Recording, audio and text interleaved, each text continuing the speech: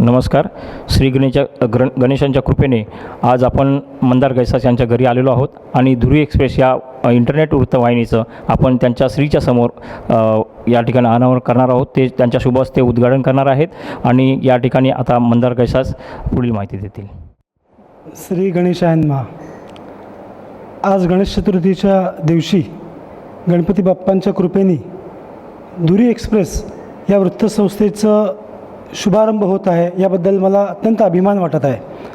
मी मंदार गैसास वास्तू सल्लागार म्हणून 15 वर्ष काम करतो आहे ठाण्यामध्ये, मुंबईमध्ये.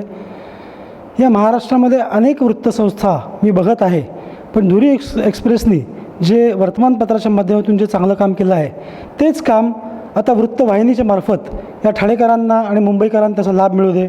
सामाजिक, राजकीय आणि कौटुंबिक जिव्हाळ्याच्या बातम्या आपल्यापर्यंत पोहोचवण्याचं काम आजपर्यंत या सगळ्या युनिटनी केलेलंच आहे.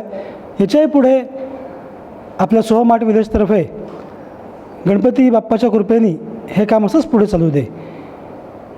त्या प्रार्थनेमध्ये जसं म्हटलं आहे, त्वमेव केवलम कर्तासी, त्वमेव केवलम धर्तासी, त्वमेव केवलम हर्तासी.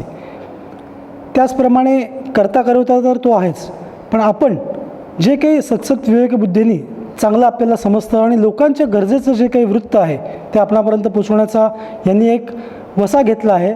या सगळ्या धुरी एक्सप्रेसच्या सर्व तज्ज्ञ मंडळींना मंदार गैसासतर्फे, आमच्या सोहम आर्ट विलेजतर्फे हृदयपूर्ण शुभेच्छा.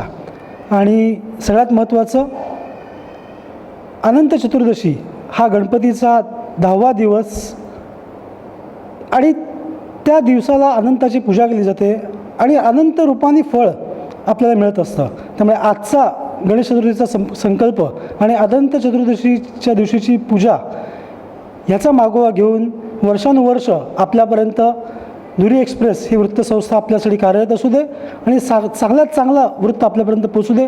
त्यासाठी आवश्यक ते मार्गदर्शन आपण करा, सूचना देत चला, काही बातम्या असतील त्या आमच्या सगळ्या मित्रांपर्यंत पोचवत चला आणि सदृढ समाज घडावा.